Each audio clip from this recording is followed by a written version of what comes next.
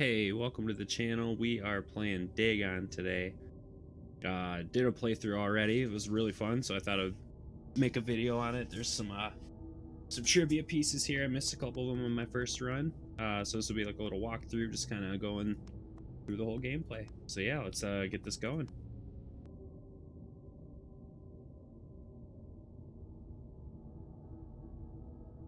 There's no difficult choices, no action sequences. It's a pretty easy playthrough game. It's really fun.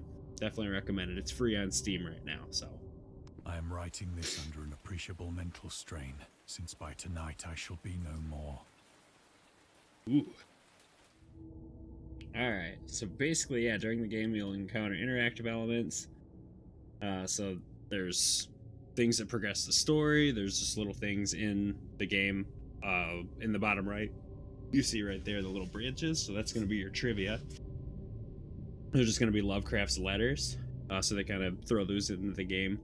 So throughout these videos here, we're going to just go through and unlock them all and walk you through it.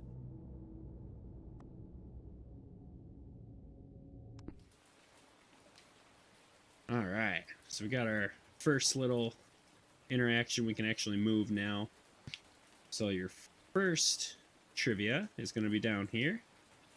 This little red thing, you just click on that. And these are Lovecraft's letters, so these are just going to give you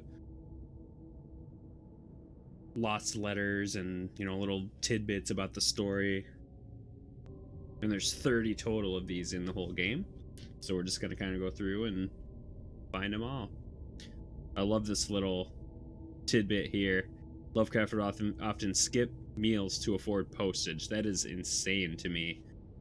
That's dedication.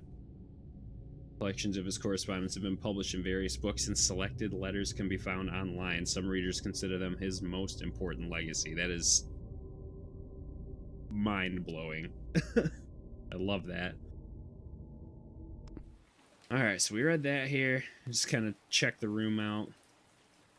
It looks like we're just in a little apartment building of some kind. It's got some beans, some sardines, bottles of morphines, a canteen, lantine. I tried to rhyme with that one. That was horrible. But this is be the story progressor here. This little fast forward icon. Penniless, and at the end of my supply of the drug which alone makes life endurable, I can bear the torture no longer, and shall cast myself from this garret window into the squalid street below. Oof. Do not think from my slavery to morphine that I am a weakling or a degenerate. When you have read these hastily scrawled pages, you may guess, though never fully realize, why it is that I must have forgetfulness or death. Ooh, that sounds rough. Alright, so we got this little table here. So that one's going to progress the story. There is a little question mark that turns into a little branch. So we're going to click on that. That's going to be trivia number 2. Morphine entered into use in the 19th century and was routinely administered to treat severe pain during the American Civil War and World War I. It was also sold without restrictions until 1914. Yeah, it's probably not a good thing. Morphine became more popular after the invention of the hypodermic syringe around 1854. At the time Dagon was published, morphine abuse known as soldier's disease already posed a big problem in the United States. That's not good. Alright, so we got trivia number 2 here. I believe that's the only one in this area. So we're going to progress. I am going to zoom in a little bit here. Love all the detail. I do think, if I remember right, Lovecraft hated alcohol. So I don't know what that is, or if it's just part of the story, but... Alright. We're gonna write some letters. It was in one of the most open and least frequented parts of the broad Pacific that the packet of which I was supercargo fell a victim to the German sea raider. So, big old boat. Alright. We're looking, there's some moonlight or yeah, probably moonlight, sunset. See what kind of constellations we got out here. It's one of my favorite things to do is stargaze, so see if we can get any of these kind of made out here. Or if they're just random dots. Almost looks like Ursa Minor here. It's either that or Orion. It's really hard to tell. Might have to wait till it's a little darker. But either way, yeah, we're on another ship here. It looks like we're about to get taken. We do have our third piece of trivia here. So it's on this little box to the right. Got to zoom in to find that one. It was written around a month after the United States entered World War I. See, this is so cool. Like, just all these little tidbits of information is just kind of scattered throughout the game, just kind of adds to it. He passed the physical exam. His mother prevented him from going into the war. That is really cool. And I think that is it for this level here. So we are going to go on to the next boat.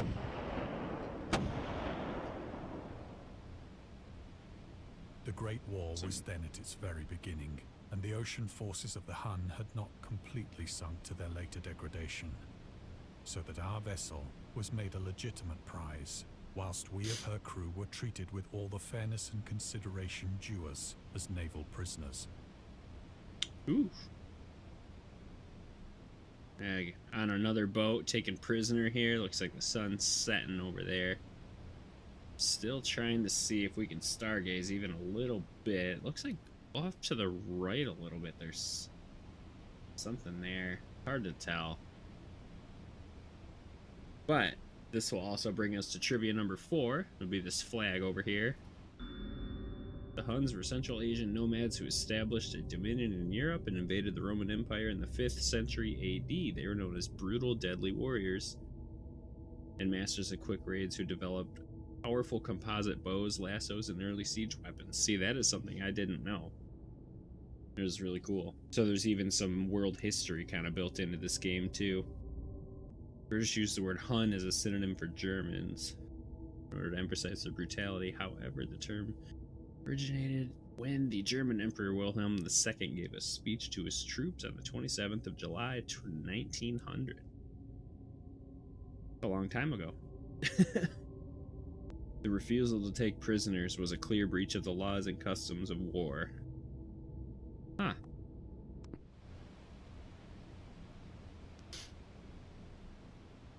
Yep, and then it looks like we're gonna escape on this little lifeboat here. That'll be the next step. So liberal, indeed, was the discipline of our captors, that 5 days after we were taken, I managed to escape alone, in a small boat, with water and provisions for a good length of time.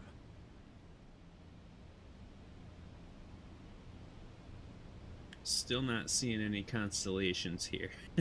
Don't want to distract from the actual game, but... So this level I don't believe has a trivia, so we're going to keep going here, but I really want to just look out at the ocean. It's gorgeous. Little rations and some water and a lantern here.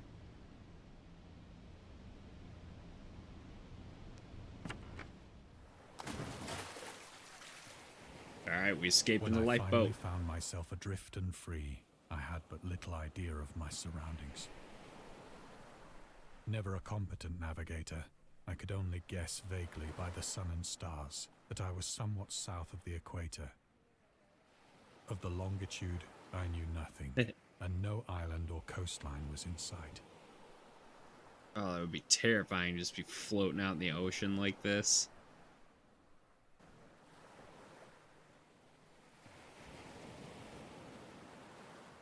Just got a rowboat and some light rations and...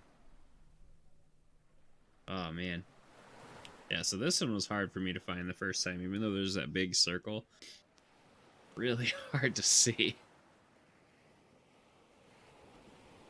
The weather kept fair, and for uncounted days I drifted aimlessly beneath the scorching sun, waiting Oof. either for some passing ship or to be cast on the shores of some habitable land. Yeah, that wouldn't be fun either. Yep, right here. So this will be our next trivia. This one's Return to Short Stories. Dagon was written in July of 1917, so at the time of recording this video was 104 years ago. That is insane. Published in 1919 in The Vagrant, an amateur magazine focused on the supernatural. I want to read those so bad. The story is the first of his stories that introduced an element from the Cthulhu mythos.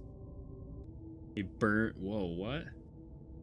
Yeah, 1917 is also the year he wrote The Tomb, a story about Jervis Dudley?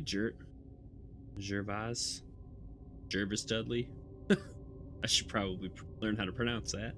These two works marked Lovecraft's return to short story writing after he burned most of his attempts at the genre 9 years prior and decided to concentrate on poetry. Oh, nice. William Paul Cook, a literary publisher and critic who convinced him to start writing weird fiction again. Hats off to you, William Paul Cook, for pushing him. Just endlessly floating. Alright, let's keep going. Let's click on that water, take a drink. Stay hydrated. Neither ship nor land appeared, and I began to despair in my solitude upon the heaving vastness of unbroken blue.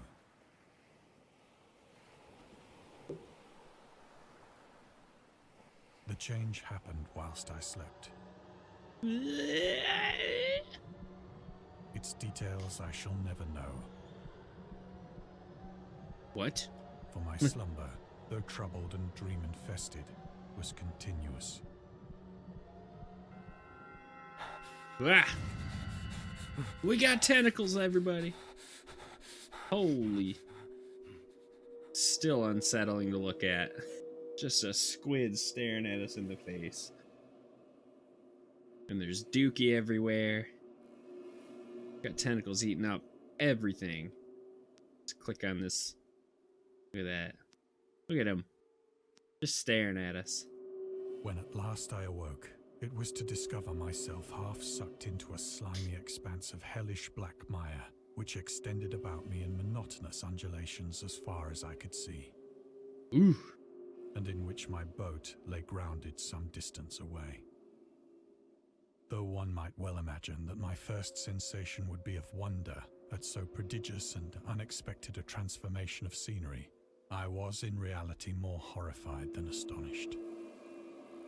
For there was in the air and in the rotting soil a sinister quality which chilled me to the very core. You think? Pretty sure that crab over there's got red eyes. Oh, it's not even a crab. Looks like one. The region was putrid with the carcasses of decaying fish and of other less describable things which I saw protruding from the nasty mud of the unending plain. Perhaps I should not hope to convey in mere words the unutterable hideousness that can dwell in absolute silence and barren immensity. Ugh. There was nothing within hearing and nothing in sight save a vast reach of black slime. Yet the very completeness of the stillness and the homogeneity of the landscape oppressed me with a nauseating fear. The sun was blazing down from a sky which seemed to me almost black in its cloudless cruelty, as though reflecting the inky marsh beneath my feet. Ugh. Look at that. Now we can really see the stars. Gotta look up and away from all this creepy stuff. All this seafood laying around. Oh, look at that. Just wiggling. Alright, so moving on. Look at that one just pumping himself into the ground. Alright, moving on. I don't think there's a trivia here for a little bit. Hello, this is Future Peeves. I missed this completely during the first run. So the initial first part completely skipped over this one somehow. But you look down here and this little trivia bite is going to be right there on the trilobite looking thing. And the rest of the video will definitely have the rest of these pieces. Dagon seems to be inspired by Fish Head, a short novel by Irvin S. Cobb about unnatural affinities between the hybrid idiot. Is that me? Am I the hybrid idiot for missing this one? Lovecraft's interest in the topic stemmed from his aversion to fish and sea smells, in his own words. I've hated fish and feared the sea. Oh, did he have thalassophobia? And everything connected with it since I was 2 years old, but I can't recall an earlier experience that gave me such a profound and lasting aversion to the sea and seafood. Ooh, that's rough. Well, there's that one. We missed that. Enjoy the rest of the video. Apologies for the breaking edit here.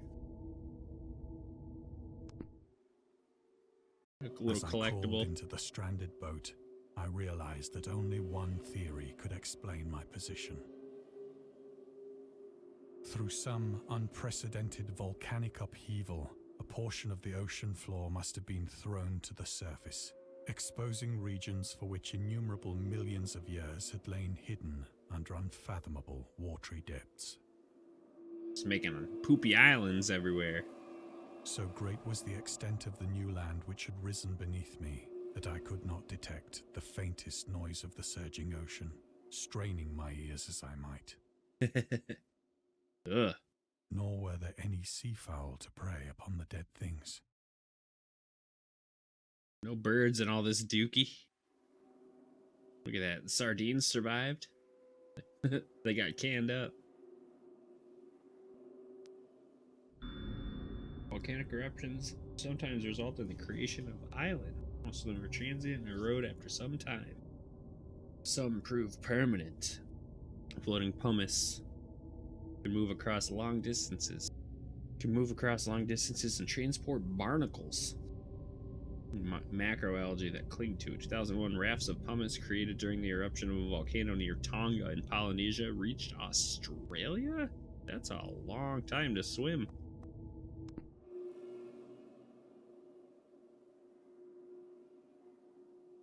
That is spooky.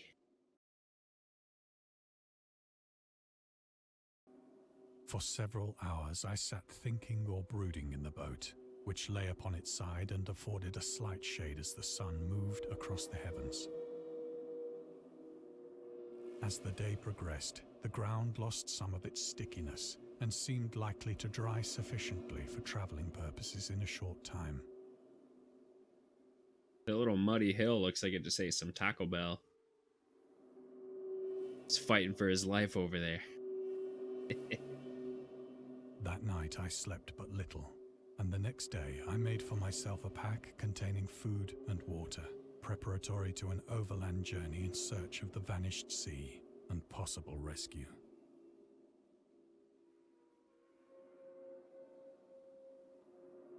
Ooh.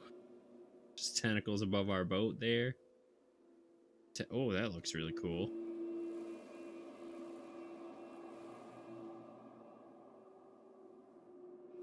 Reaching for the moon.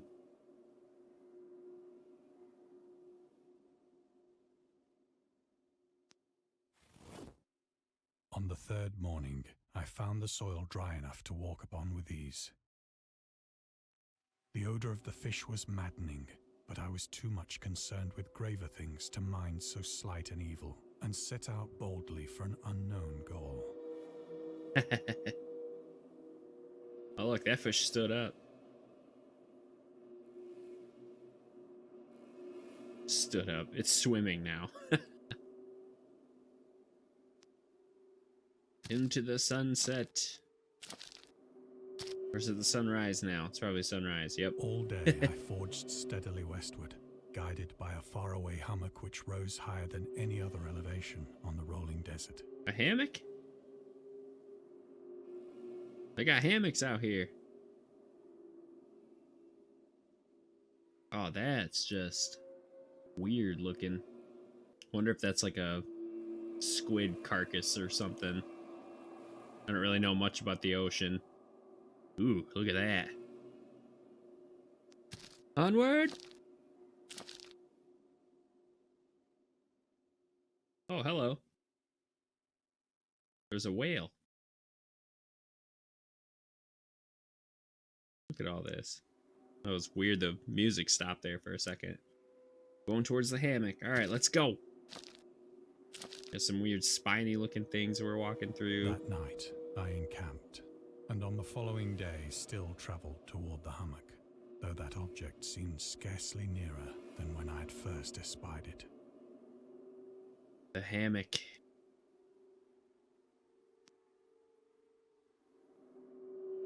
All right, we got the next piece of trivia on the leech-looking octopus thing. Creator of the Cthulhu mythos and fictional underwater city of Roy was convinced that life could not exist at the bottom of the ocean because the water pressure would make it uninhabitable. Yeah, that would not be fun. Upon glancing at the modern photos of deep-sea creatures such as the anglerfish, the fangtooth, or the viperfish, and their truly Lovecraftian characteristics, it's hard not to find some irony in this. The Mariana snailfish live about 8,000 meters, 26,000 feet. Woo! Talk about pressure.